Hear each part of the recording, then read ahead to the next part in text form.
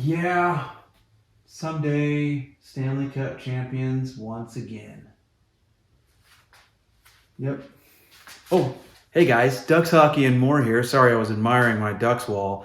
Hey, I want to talk about today in this video about the NHL, the Stanley Cup Final, news, some trade rumors, just some general stuff. Stick around, you're not going to want to miss this one.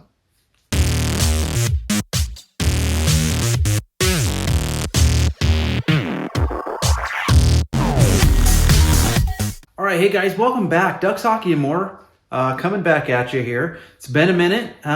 Stanley Cup Final is rolling. Game 4 was last night, and the Vegas Golden Knights stole one in Florida. So they are now up 3-1, going back home to T-Mobile in the desert, the hot desert. Have you ever been to Vegas? Anybody ever been to Vegas? Comment below. I've been there a million times. Seems like fun city to go to, but I would never want to live there.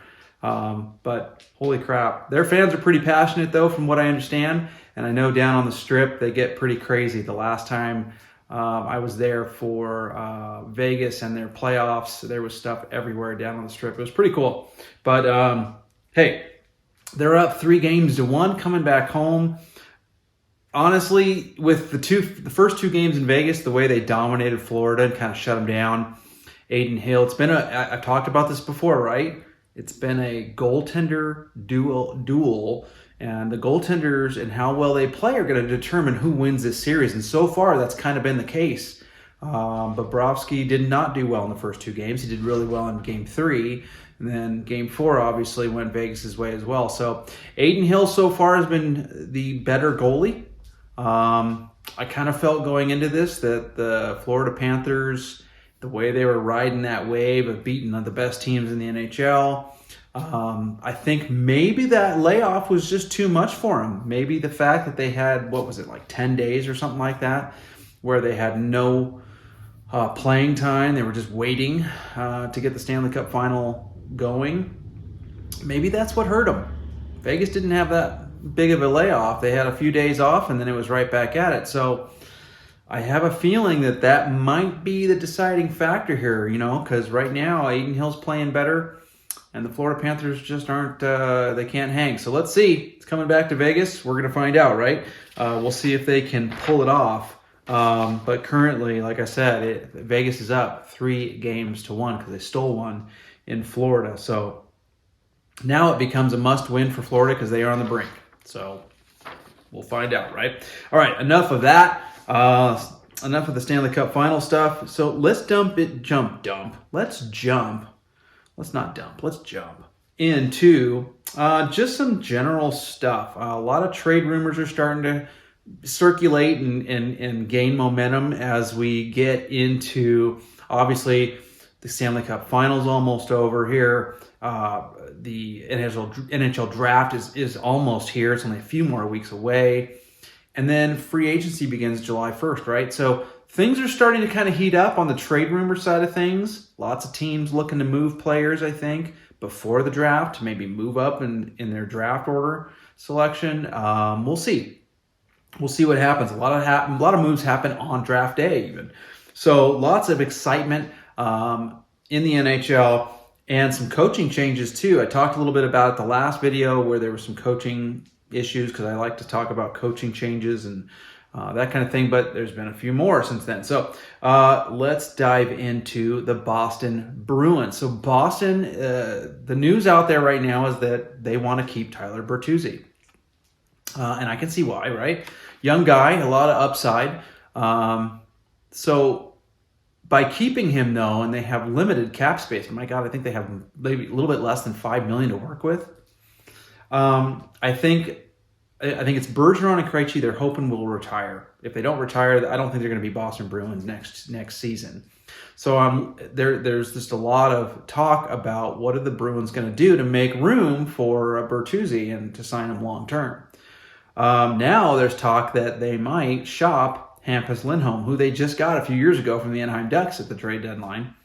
And they signed him long term. It was like an 8-year deal worth, $6-something million. But They gave him a nice contract, and now I'm hearing that they're willing to shop him. And even though he is probably, arguably, him and McAvoy, I mean, you could say are their best defensemen.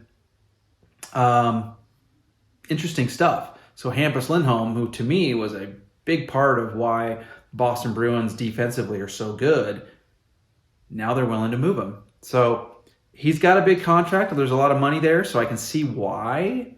But at the same time, I mean, is Bertuzzi worth it? Comment below. Tell me what you think on that one. Also, they got Dmitry Orlov at the trade deadline from Washington, and they want to keep him. So Bertuzzi, Orlov, they want to hold on to those two guys, so they're willing to give up on Hampus Lindholm. Interesting. And Taylor Hall's name is mentioned, too, as potential. We might trade this guy away. So the Boston Bruins could be a total new look. No Krejci, no Bergeron. If Hampus Lindholm and Taylor Hall get shipped off, you know what I mean? That's a big deal. Bertuzzi and Orlov get long-term contracts. Kind of a different looking Boston team. So interesting stuff. Moving on, some more trade rumor type stuff. John Gibson, the goalie of the Anaheim Ducks, he has formally announced to the team and management that it is time for him to maybe see a new team, some new scenery, try to get a chance to win. So he would like out. Now, he does carry a pretty hefty contract for a goalie for a number one. His contract, I believe, is at $6.4 million a year, and he's got 4 more years left. So that's a lot, right? And the word out there, and it probably would happen too, is that Pat Verbeek, the GM of the Ducks, would have to probably hold on to a little bit of that salary, retain a little bit of it, probably at least that 1.4 million part of things, and make it a 5 million type of thing that they would move. So we would hold on to some of it there in Anaheim, but you know, this isn't new news. John Gibson has been a target, a goalie, possible trade bait target guy for other teams for quite a while now. And I just don't think the price was right. I'm sure Verbeek got some offers and talked to some teams, but it's got to be right. Verbeek has openly said that he wants a number one goalie in return. So he wants to be able to, if he gives up John, he wants to be able to say, okay, cool, thank you very much, and have a goalie to put in his place. Lucas Dostal, our new backup, he has proven this last season that he can be an NHL goalie, and he can be in that number 2 spot and get better to be a number 1 someday. And I don't think Anthony Stolarz, with his injury last season, is going to stick around. I think they're going to move him as well. So he'll probably be either traded or just let go, and he'll pick up on somebody. Some other team will sign him at a free agency. But some of the teams interested in John, I think there's a lot, I'm sure, but there's going to be specific ones. Now, John has to say he has a no trade list, but Buffalo, Pittsburgh, and Ottawa, I think those are the top 3 teams that he could potentially land on. There's been a little bit of talk about potentially maybe LA. I would hate to see that, but LA, excuse me. And I don't think it was Edmonton, but there was another team, I just can't remember what it was. But I don't know that LA would be a landing spot for him. Although in LA, they traded for Jonas Korpisalo from Columbus at the trade deadline. And I don't know if there's some talk as well with him that they may not want to keep him. They may just move on with him without him. So potentially John could end up in LA if that's the case. Obviously with the prices right? So, but Buffalo, Pittsburgh, and Ottawa make the most sense. They're in need of good goaltending. Okay. And a number 1 like John, who's in his prime right now. He is good, guys, really good. His numbers don't show it, but when you look at the Ducks and how bad they are defensively the last couple of years, especially this last season, and how many shots he's faced and that kind of thing. I mean, he had an .899 save percentage for the amount of shots he faced and the defense that played in front. You know what I mean? Imagine a really good defense in front of him that reduced those amount of shots he faced. Those numbers jump way up, right? Way up. So his value, even though his numbers don't show it the last few years, is way up there. He is an elite goaltender. John Gibson, he is good. And I'd love to see that guy go to a winning team and make a run and try to win the cup. I think that would be great for him. Anyways, long story short, on the goalie front, there's a lot of goalies potentially that could be moved this offseason. Tristan Jarry in Pittsburgh. Obviously, we just talked about John Gibson. Corpusalo in LA. There's a lot of teams looking to move what they have to solidify a good number one and kind of mix things up, because goaltending wins you championships. Now, I'm telling you right now. Moving on from that, Mike Babcock, coach. Okay, former coach of the Ducks, former coach of the Detroit Red Wings, former coach of the Toronto Maple Leafs. He is rumored he's under contract in Toronto still till July 1st. So it can't formally happen, but the Columbus Blue Jackets, if you haven't already heard this or read this, are looking to make him the new bench boss in Columbus. So Columbus has done some things in the offseason here that they're making some moves that people need to pay attention. They did not do well last year. They came, third in the NHL as far as third to the bottom. It was Anaheim. No, I'm sorry. It was Anaheim, Columbus, then Chicago. So they were second, dead last, if you will. Anaheim was dead last. But with the addition of Mike Babcock behind the bench, they've also added recently Ivan Provorov in a trade with Philadelphia. There was a 3-team trade: LA, Philly, Columbus. Well, the big name in that was Provorov. He is now a Columbus Blue Jacket. Okay. Then they went out and they traded for Damon Severson out of New Jersey. Now this guy, he's a pretty good defenseman. He's in his 20s, good puck moving guy. Just a very responsible defenseman. Doesn't gonna put up a bunch of big numbers, but they're decent. But he's just a good, solid defenseman. So here you got Provorov, you've got Severson. Obviously Columbus is looking at this going, okay, we need to address some issues. They did move Gavrikov, at the trade deadline. He is now in LA, who just signed a 2-year deal with LA to stay there for a couple more years. But Columbus is basically, they're telling everybody in the rest of the world, in the NHL, like we're gonna be better next year, right? We're gonna be better. They're gonna get a high draft pick, obviously. They're gonna get the number 3 pick overall. And they've made some changes defensively already on the blue line, and they're going to add Mike Babcock behind the bench. Columbus is definitely going to be a much improved team this coming season. You watch with these new moves. Interesting stuff. The Capitals, I think I mentioned this in the video before. The Capitals hired Carberry, who was an assistant in Toronto, and the Nashville Predators have hired Andrew Brunette, former hockey player Andrew Brunette, as their new bench boss. So he'll be behind the bench coaching the Preds. Barry Trotz, the new GM there, is changing things up. He's going to try and make the Predators get back into the playoffs and be more consistent again, like they've been for years, but they missed the playoffs this last year. Toronto Maple Leafs. You can't talk hockey and not at least talk about Toronto, right? With their disappointing second round series loss to Florida. There's a lot of speculation right now. They've got a new GM in Treliving. I cannot say this guy's name for the life of me, but former GM in Calgary, now the new GM in Toronto, right? And he's going to make some moves. He's going to change things. He's talked about keeping the core 4 together. I don't know if he can. I mean, I really don't know. I have a feeling somebody in that core 4 might be on the move, and I think it's probably going to be Nylander.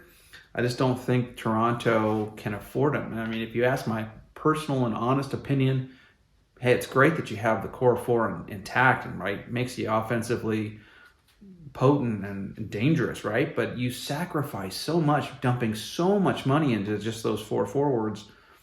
You're missing out goaltending and some defense and the other aspects that you need to win championships. It shows year after year. They don't make it past the first round. They finally did this year, right? This last postseason, they got into the second round against Florida, but then they lost horribly. Well, bye. So I feel like you need to break up the core 4. Nylander, to me, is the odd man out. But if you want to keep Austin Matthews, one of these core 4's got to go. And I think you keep Matthews, you keep Tavares for sure. Nylander, to me, is one that you can say goodbye to. So it'll be interesting to see what they do. The other thing is Shane Doan, former Phoenix Coyote guy. He was hired as the advisor to the GM, the new GM there, Brad Treliving. So interesting stuff. Toronto is shaking things up in the management side. let's see what they do on the player side going into the offseason here. I think they're going to see some changes. I really do. So there's that. What else do I got? Jets, the Winnipeg Jets, another Canadian team. Interesting stuff there.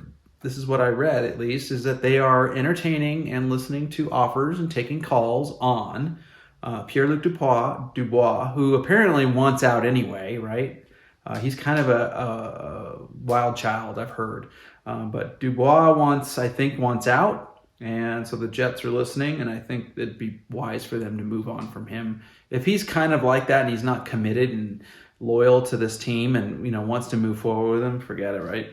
Scheifele as well, which is interesting stuff. They're listening to offers on Scheifele and Hellebuck. Connor Hellebuck, their number one goaltender.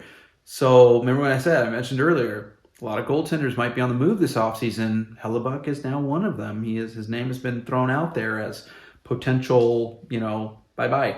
So the Jets might be shaking things up. A retool, not a rebuild, but a retool. Chicago. Now, Chicago got the number one draft pick. I'm really sad about that. Kind of frustrating that a original 6 team lands the number one overall pick. I don't know, it's just funny to me, especially after Taves and Patrick Kane are no longer there.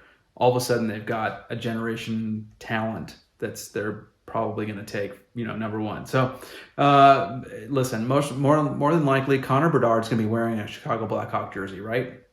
So, here we go, right? Chicago. They're going to more than likely draft Connor Bedard, but I wouldn't be surprised if they dive into some free agency stuff and really change the look and makeup of this team. They've got a lot of cap space to work with. No more Taves, no more Kane. They took a big chunk of that. They're gone. So here's all this money, around $40 million is what I read, to play with.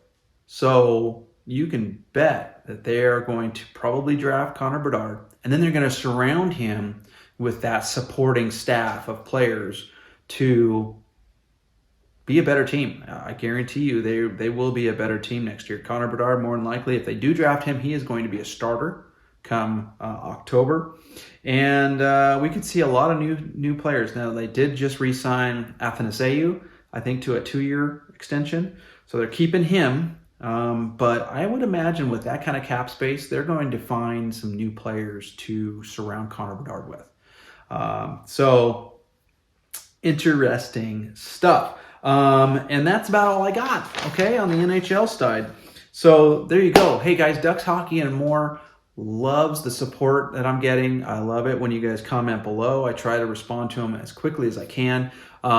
Very excited about how quickly this channel is growing. But I need your help. If you're watching this for the first time, if you've come across this before, or you're watching me again and you haven't subscribed yet, go down and do it. Please subscribe. Get on board. Hit the bell so you get all the notifications when I do put out videos. And please smash that like button. That like button is huge because it pushes this video out in front of more people. So even if you're not a huge fan, hit the like button anyway, right? Help me out. Let's grow this channel. You guys are going to be the ones that help me get there. So let's blow it up. Thanks again, guys, for watching. I really appreciate it. I'll see you on the next one.